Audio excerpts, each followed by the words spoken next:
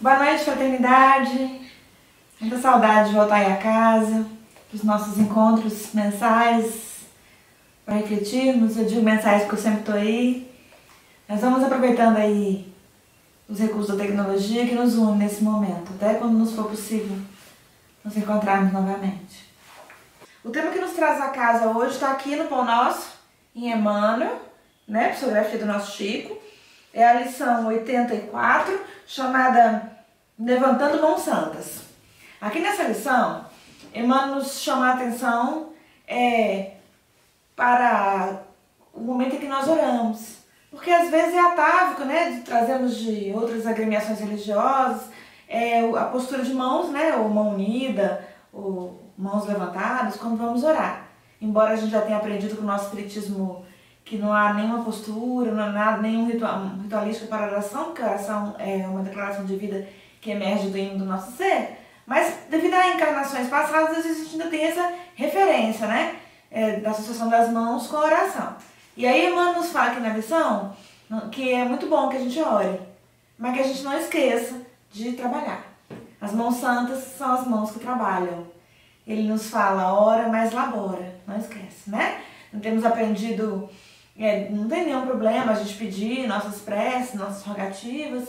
A gente aprende que a oração tem a função de nos ajudar a agradecer a Deus, a louvar a Deus e também a pedir. Nós somos criaturas pedintes mesmo aqui na Terra, mas a gente não pode esquecer do trabalho. Aquele que não trabalha não tem condições de pedir, né? Precisa a gente conseguir levantar as nossas dificuldades, elaborar a nosso próprio favor. Os Espíritos nos falam, em nosso próprio favor, trabalhemos. Vamos lá em nosso lar, rememorando aquela senhora que vai pedir ao ministro um socorro e ele vai e consulta. Quantas horas de trabalho ela tinha? Por estar naquela colônia tanto tempo, ela tinha pouquíssimas horas de trabalho. Em que ela tinha despendido o tempo dela? É uma pergunta que nós temos que fazer também. Emmanuel nos alerta aqui que erguer mãos santas significa erguer as mãos que trabalham, que estão dia a dia, cotidianamente construindo, colocando um pequeno tijolo no construto da sua própria estrada de renovação. Não é pelos outros, não é para os outros. Nós não construímos para os outros, mas para nós, porque nós precisamos. É preciso que nós usemos, né, na forma simbólica das mãos, na verdade é o nosso ser que faz, que escolhe, que constrói, mas a simbologia das mãos é muito apropriada. Nós precisamos conseguir sair de nós mesmos, na fala de Joana de Ângeles, e construirmos. Vejam que Emmanuel começa a lição com uma transcrição de uma epístola de Paulo a Timóteo. Timóteo foi o filho bem amado, né? Que Paulo abraçou no coração dele. Timóteo era um adolescente e Paulo abraça para o trabalho desde aí. Mas na epístola em que Paulo chama Timóteo a atenção acerca da importância, né, de erguermos as mãos santas, as mãos que trabalham, as mãos que têm tido postura edificante, contribuído para uma postura edificante na terra, esse mesmo Paulo não se recusa ao trabalho. Vejam que bonito. Quando ele tem, após aquele encontro inovidável, com Jesus, na estrada de Damasco, aquele encontro que transforma para sempre a alma dele, né? Todos nós precisamos ter um encontro com Jesus, que nos transforma também para sempre, para a eternidade. Não somente no hoje, mas para sempre. E cada um tem que fazer portas adentro do seu coração esse encontro, que se dá aqui dentro. É dentro do nosso coração que Jesus quer fazer seu templo, né? Após aquele encontro inovidável, para sempre Paulo se transforma. E o que é que ele faz? Quando ele pergunta a Jesus, né, Senhor, o que queres que eu faça? Ele compreende o que viria para ele à frente, que era uma vida inteira de evangelização. Primeiro se evangeliza. Vejam que ele se recolhe, está lá naquela obra magnífica, Paulo Estevão, ele se recolhe para o deserto e passa 3 anos no deserto, fazendo o quê? Trabalhando. Ali ele vai para a meditação, para o recolhimento, para a prece, para se fortalecer para a tarefa. Mas vejamos nós, que ele não vai para a oração ociosa. É nesse sentido que Emmanuel nos convida aqui em Pão Nosso a termos as mãos santas. As mãos que oram, mas que trabalham. Paulo em nenhum momento se recolhe para a oração ociosa, ele não fica ocioso, ele vai para o trabalho. Ele se recolhe ao deserto e ali ele vai fiar. Se rememora, né, de alguma coisa que era peculiar à sua tradição familiar, que era a tapeçaria, trabalhar com as rocas, né, fiando, e vai fiar. E vai construir tapetes para vender, para ter o seu sustento. E enquanto ele trabalhava, ele meditava, ele pensava. Não por acaso, nosso amigo Haroldo Dutra tem divulgado aí a meditação da lavação de prato. O que ele quer dizer com isso? Rememorando Paulo, que é no dia a dia que a gente consegue se encontrar. Não é isolado, não é parado, não é na ociosidade que não constrói, né? Emmanuel nos ensina de maneira linda que a única paralisia que a gente não pode aguardar na Terra é a paralisia daqueles que nada fazem, dos ociosos. Nunca aguardarmos essa ociosidade inoperante para nós, né? Porque o ócio só produz a hora vazia, que não dá bons frutos. Que saibamos sempre trabalhar. Mas também, gente, sem julgar os outros. Sem julgar a conduta de quem quer que seja. Porque nós que já palmilhamos uma estrada com as luzes e as bênçãos do Consolador prometido por Jesus, que já ilumina o nosso coração, o nosso entendimento e, quiçá, a nossa estrada, já compreendemos que não é na paralisia, não é no isolamento da vida que nós vamos conseguir renovar e retificar a nossa caminhada, mas é no trabalho que nos conduz à renovação de nós mesmos, ao ser novo que nós podemos ser. É trabalhando que a gente constrói um novo homem para a era nova. É trabalhando que nós conseguiremos fazer emergir de nós a melhor versão de nós mesmos. Mas alguns apenas nos observam.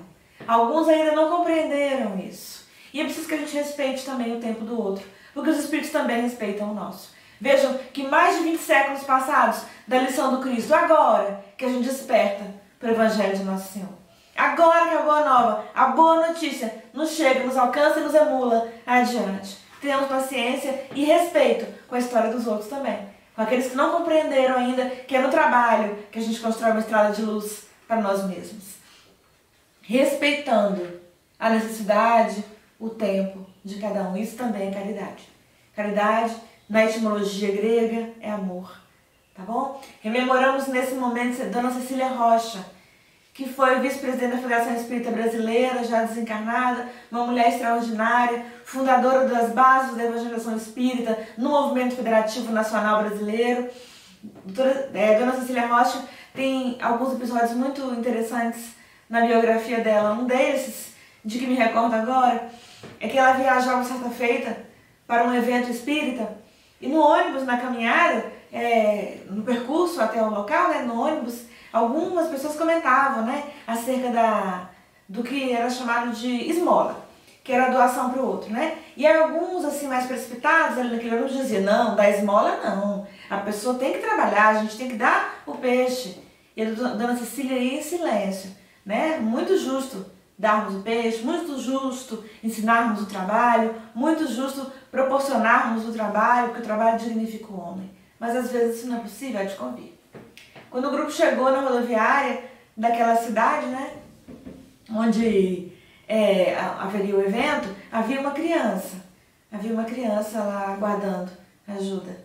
E aí a Dona Cecília imediatamente pegou, pedindo, né, uma ajuda, abriu a bolsa, deu uma moedinha, a criança toda feliz.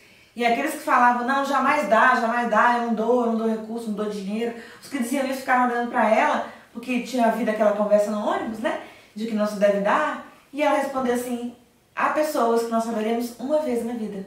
Não teremos a possibilidade de proporcionar a essas pessoas nada além da moeda. Por isso, se nosso cofre permite, abramos o cofre, abramo-lo e vamos fazer a doação. Porque naquele momento fez a diferença para aquela pessoa. Quando nos for possível, façamos diferente. Mas quando não for, por que não dar? Essa é uma pergunta que nós precisamos fazer para nós mesmos, né? Por que às vezes a aridez do nosso coração é tão grande e a gente diz não? Por que não dizer sim? Né? Aprendamos a dizer sim todos os dias, enxergando as possibilidades de fazermos a caridade em todos os momentos. Não só naquele momento em que um estranho nos procura pedindo uma ajuda, mas todos os momentos. Fazer o bem, gente, é um ato de caridade conosco mesmos. Porque Deus nos cria para o amor. É a perfeição que nos é possível. E só encontraremos esse caminho que é nosso destinado por meio da via do amor, não há outro caminho. Então fazer o bem, fazer a caridade, decidirmos pelo bem é um favor a nós mesmos. Por isso que os Espíritos falam para nós sempre, façamos o bem em favor de nós mesmos. Onde Jesus nos planta, em quaisquer situações estejamos, nós sempre poderemos fazer alguma coisa para colocarmos um tijolinho no construto de um mundo melhor. Queremos tanto ver um mundo regenerado, sejamos nós, pessoas que decidem, não temos condições de ser regeneradas ainda, mas que decidem ser regeneradas. Que ao orarmos, nossas mãos se ergam para Deus, que é nosso Pai, com o nosso melhor. Que possamos oferecer, já alguma coisa nas nossas orações. Senhor, de mim nada posso, mas já trago ao menos a boa vontade. Que as nossas mãos, nesse momento, já se apresentem eivadas da nossa boa vontade. Da boa vontade de fazer algo diferente no mundo onde estamos inseridos. Para que, como jardineiros fiéis em pequenos jardins, Deus possa nos confiar tarefas maiores em vidas que virão. Observemos que onde estivermos, há ali algo, um sentido, a ser impregnado em nossas ações. Na fala do Mário Sérgio Cortella, esse filósofo maravilhoso, qual é o legado que nós estamos deixando em nossas ações? Durante muito tempo nós ficamos pensando que deveríamos deixar heranças materiais para os nossos filhos, mas o mais importante, isso é respeitável, é a escolha de cada um, mas o mais importante é o legado. Qual é o legado que a gente deixa, não somente para os nossos filhos, mas para o mundo? Quando nós formos embora, voltarmos para casa, o que dirão de nós? Que as nossas ações falem por nós, hein? Nós precisamos alardear do que é que temos feito, quem somos. É por isso que quando nós estamos fora da matéria, gente, quando estamos desencarnados, não precisamos dizer em que nível estamos, porque o nosso perispírito conta do nosso brilho ou da nossa falta de brilho, que reflete aquilo que a gente já conseguiu transmutar na Terra, aquilo que a gente já conseguiu fazer na Terra, aquilo que sai naturalmente do nosso coração. Sempre haverá um sentido, um legado na nossa ação, onde quer que nós estejamos. Há uma antiga lenda, uma antiga história que conta de três pedreiros. Três pedreiros construindo uma obra, e aí alguém chega e pergunta para o primeiro o que ele fazia, e o pedreiro responde, era um jornalista que entrevistava. E o pedreiro vira para o jornalista e fala, você é tonto? Você não está vendo? Eu estou colocando tijolos. Eu coloco tijolo, eu coloco cimento. Eu coloco tijolo, eu coloco cimento. E assim vou alinhando. É isso que eu faço. Aí o jornalista se aproxima então do segundo pedreiro e pergunta, o que é que você está fazendo? Ele fala, você é tolo? Não está vendo? Estou erguendo uma parede. Eu coloco tijolo, cimento, vou aplainando e vou levantando uma parede. É isso que eu estou fazendo. E o jornalista fala, está certo. Procura então um terceiro trabalhador e pergunta a ele, o que é que você está fazendo? Aí o pedreiro olha para ele e fala assim, eu estou erguendo as bases de uma grande escola. Se Deus quiser, será uma grande escola, que receberá crianças que precisam aprender. E aqui essas crianças aprenderão o que lhes for possível aprender e sairão daqui para transformar a vida delas e o mundo. É assim mesmo. É uma escolha nossa. Olharmos para o mundo à nossa volta e imprimirmos em cada ação, em cada ato, em cada fala, no nosso ser, ações diferentes. Trazer para o nosso ser ações com significado. É uma escolha nossa. Olharmos para aquilo que nos é possível fazer, que nos cabe fazer, sem depositar, os espíritos nos alertam, Emmanuel que diz, sem depositar nos outros a cota de responsabilidade que cabe a você mesmo, sem colocar nas costas alheias o peso do trabalho que lhe compete nesta vida. Cabe a cada um de nós olharmos para a nossa porção, que é pequena, na gleba que pertence ao Mestre, e darmos significado ao nosso trabalho, às nossas falas, aos nossos sentidos, aos nossos sentimentos. Cabe a nós, é uma escolha, fazermos a diferença na Terra. Na fala do nosso Gandhi, esse trabalhador magnífico que esteve na Terra, sejamos nós a diferença que queremos ver no mundo. Sem expectativas com relação ao comportamento dos outros, à atitude dos outros, à escolha dos outros. Liberte-se de esperar dos outros aquilo que nos cabe fazer. Faça você. Observemos isso. Seremos cada vez mais livres quando compreendermos que o nosso mundo reflete nossas próprias escolhas, porque somos artífices do nosso destino e ninguém tira de nós o livre-arbítrio. Cada vez que compreendermos isso, mais estaremos livres dos julgamentos alheios, do olhar alheio, da expectativa alheia e também de depositar as nossas expectativas na vida dos outros. Olhemos para nós mesmos, sejamos nós a mudança vera, linda, que queremos ver no mundo. Sejamos pessoas lindas, para que possamos transformar o mundo à nossa volta. É só assim, tá? Que a gente consegue regenerar a terra sofrida, regenerando o terreno dos nossos corações. Fala do Bob Marley, esse artista magnífico que esteve na terra. Ele dizia assim: se todo mundo se der as mãos, quem é que vai pegar nas armas? Que as nossas mãos sejam santas, abençoadas, que no orar possamos falar: Senhor, eu de mim ainda não consigo fazer, mas trago as mãos agora na direção do bem, do que é belo. Quero construir, Senhor, contigo uma estrada bonita, uma estrada transformadora para mim mesmo e para aqueles que virão depois, Jesus, que ainda não conseguiram enxergar o que eu já enxergo, que ainda não conseguiram compreender o que eu, enfim, após uma caminhada longa na terra, em muitas vidas, já consigo compreender. Por isso que Francisco de Assis, o sol lindo da Úmbria, o sol que brilhou em Assis, no nome de Jesus, dizia: muito cuidado você que já tem conhecimento, já tem contato com o Evangelho de Nosso Senhor.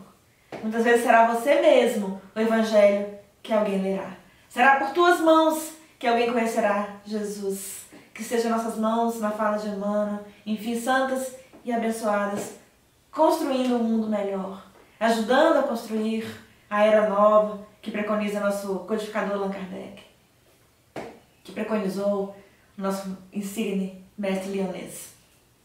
É uma história que todos conhecemos, né? Que diz respeito ali à estrelinha no mar.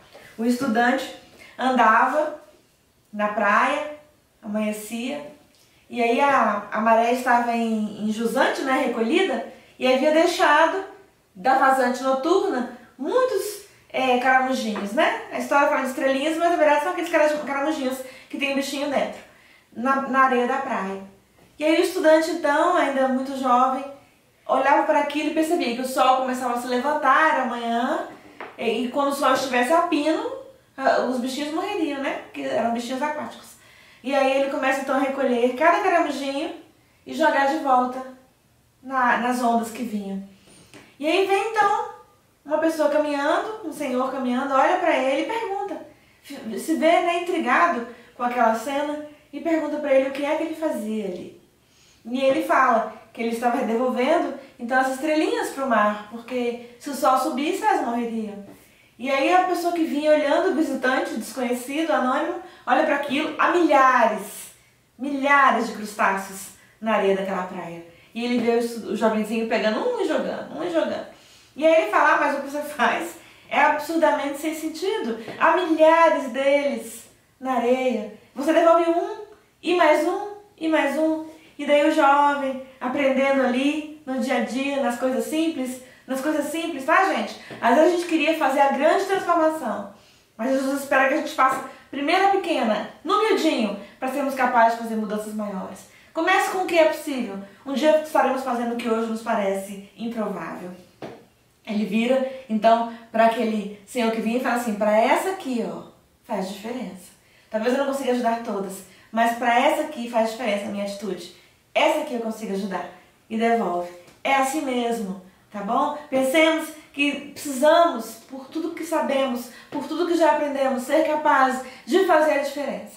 Se a nossa fala, se o nosso estar na terra, se aquilo que a gente consegue fazer ou ajudar, naquilo que a gente consegue ajudar, se fizer a diferença na vida de uma pessoa, gente, já valeu a pena.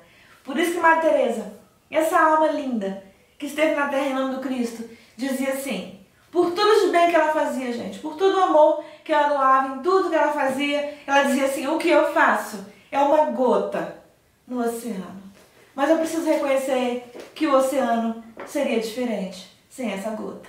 É assim mesmo. Tenhamos a autoestima de compreender que nós somos importantes, sim. E que ninguém, gente, ninguém pode ser substituído.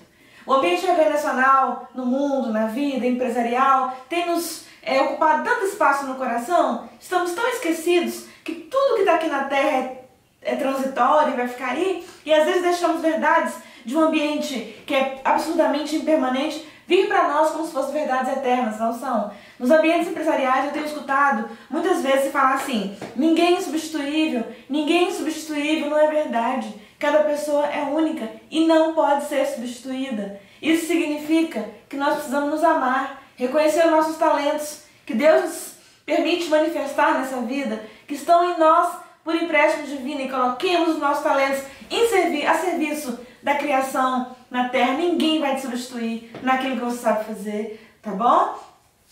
Compreendermos isso não significa nós termos para nós, como Joana de Ângeles nos ensina, um olhar egóico, egocêntrico ou egocentrado.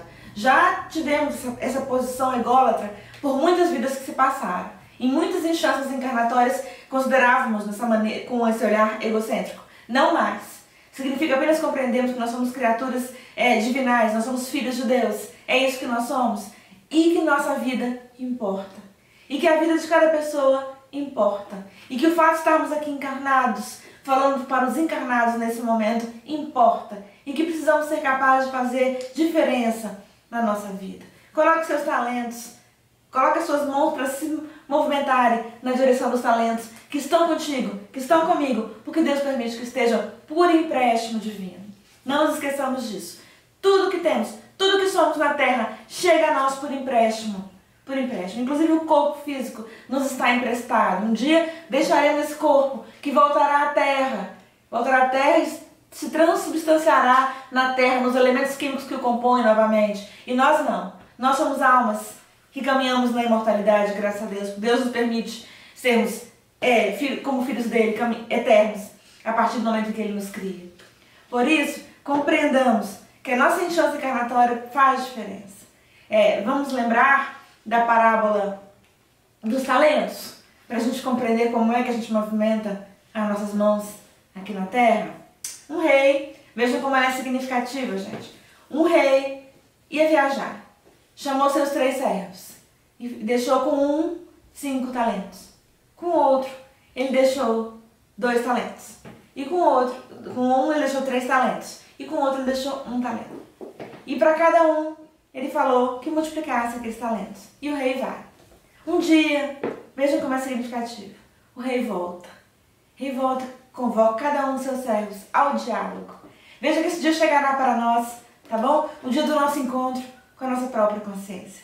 E ele pergunta, o que é que as mãos do primeiro servo haviam feito com aqueles 5 talentos? E o primeiro servo fica tão feliz, porque ele havia pego aqueles 5 talentos e havia multiplicado, e agora eram 10. Ele sabia fazer sopa, tinha levado sopa para muitas pessoas. Ele sabia falar, tinha falado das verdades do reino de Jesus para muitas pessoas.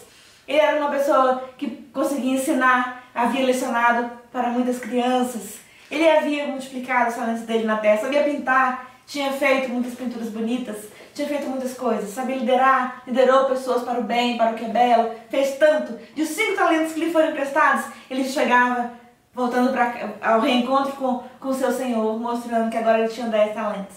O Senhor fica tão feliz e diz para ele, passa para o reino de meu Pai. Chama o outro. O outro tinha apenas 3 talentos, uma quantidade menor, não importava, também estava feliz. Ele havia multiplicado aqueles 3 talentos, agora eram 6 talentos. Ele tinha diversas capacidades, ele sabia escrever, tinha escrito coisas lindas no mundo midiático. O mundo precisa tanto, gente, de pessoas que escrevam coisas bonitas, coisas que melhoram a psicosfera da nossa terra. Já chega de profetas do Apocalipse que falam de coisas infelizes, que preveem um futuro negro. Precisamos tanto de pessoas que sejam capazes de escrever, de falar, de sentir daquilo que é belo, que multiplique 3 talentos, que transforme 3 talentos em 6, que coloque suas mãos para modificar o mundo, para transformar o mundo num lugar mais belo e mais bonito. O rei ficou tão feliz com aquele servo e falou para ele, passe para o reino de meu pai. Veja que ele não comparou o que tinha transformado 5 em 10, o que tinha transformado 3 em 6, não importa a quantidade, importa o esforço. É de esforço que estamos falando. Um dia, quando voltarmos para casa, não perguntarão exatamente o que a gente fez, tá? Às vezes a gente chega na casa espírita e fica angustiado, fica ansioso, porque dizem que a gente tem que fazer muitas coisas e que vão nos perguntar do que a gente fez. Não! Ninguém vai pedir que a gente arrole tarefas. Vão nos perguntar do esforço. Qual o esforço que a gente fez para sermos pessoas melhores, para fazermos o bem na terra, para transformarmos a terra num lugar melhor? Qual é o legado? Qual é o legado que deixamos para as gerações vindouras? É isso que vamos perguntar. Chamou o terceiro servo. Gente, o terceiro servo nada fez. Ele tinha recebido 1 talento. E ele fala, Senhor, eu sei que tu és um Senhor que consegue recolher do que não semeou. E eu tive tanto medo. E daqui sua moeda, eu nada fiz. É preciso que pensemos que esse servo somos nós em vidas que se foram. Tivemos tanto medo. tivemos medo de falar, de fazer, tivemos medo de tentar, tivemos medo de ir, medo de recomeçar. Mas é preciso que a gente não... O medo é uma emoção natural do ser humano, mas não podemos deixar que o medo nos paralise. É preciso que a gente tente. E se a gente errar, que a gente recomece. E se a gente cair, que a gente levante. O Senhor ficou tão triste e falou para ele que ele iria para um lugar onde haveria choro e ranger de dentes. Veja se não é a terra sofrida nesse momento que nos recebe. Nós somos aqueles servos infiéis do passado que nada fizemos. Mas agora, 20 séculos passados, da lição imorredora do nosso Jesus querido, do nosso Mestre Nazareno, é preciso que a gente pegue a lição, receba no nosso coração e a multiplique. E colheremos 1000 por 1. Colheremos de uma semente infinitas sementes. Porque os Espíritos quase que nos carregam no colo, por misericórdia, levando-nos. Que sejam nossas mãos na fala de Emmanuel, as mãos que oram, mas especialmente as mãos que fazem. Nos 5 minutos finais da nossa explanação, eu queria rememorar novamente Madre Teresa. Essa alma linda. Madre Teresa nos conta, numa gravação de quando ela recebeu o Prêmio Nobel da Paz, que um dos momentos que mais marcou a alma dela foi um dia que ela recolheu uma criança, uma menininha, levou-a para o abrigo das freiras. A menina morria de fome, era uma noite muito fria. E aí, ao recolhê-la e agasalhar, ela deu a ela um pão. A menina segurava o pãozinho, mas a menina não comia. Comia só os farelos. E ela ficou olhando para aquilo impactada e falou: come, filha, come. E a menina não tinha coragem de comer e ela perguntou: por que você não come, minha filha? Ela falou: eu tenho medo de amanhã não ter. Gente, enquanto nós vivemos num mundo em que há pessoas que têm medo de comer hoje porque amanhã pode faltar, que sentem frio, que passam noites no relento, que sentem fome, nós não seremos felizes. Precisamos nos levantar e a dor do outro precisamos alcançar. Precisamos saber que aquela pessoa que morre de frio, estamos em Brasília, na capital federal, aquela pessoa que morre de fome, de frio, ela não morre de fome nem de frio, ela morre por falta de amor. Porque o amor do nosso coração é pequeno e a gente ainda não consegue se levantar de nós mesmos para ir na direção do outro, levando o casaco, o cobertor, levando o alimento, levando o nosso afeto, o nosso verbo. Quando nós conseguirmos amar assim, então estaremos dignos de uma terra renovada, estaremos então dignos do nosso Mestre, do nosso Senhor, do modelo e guia da humanidade inteira, do nosso Jesus muito amado. Até lá, somos aprendizes do Evangelho de nosso Senhor, mas aprendamos. Levantemos-nos de nós mesmos, que nossas mãos sejam mãos que oram, mas sejam mãos que abençoam, sejam mãos que acolhem e especialmente sejam mãos que fazem. Na fala da nossa madre, tão querida, ela dizia: as mãos que fazem são mais benditas que as mãos que oram. Oremos, mas trabalhemos. Oremos, mas laboremos. Que o Senhor da vinha, nosso Jesus, nos abençoe. Nos abençoe a todos. Nos dê coragem para o trabalho, por todos os dias da nossa vida, até o final. Que um dia, quando a morte, a colecionadora de atos, vier até nós, nos encontre, prontos para voltarmos para casa, porque estaremos felizes. O maior ideal de felicidade que a gente pode encontrar na Terra é a consciência tranquila. Estejamos tranquilos e conscientes do trabalho. Hoje, queridos, amanhã e sempre. Obrigada. Jesus nos abençoe.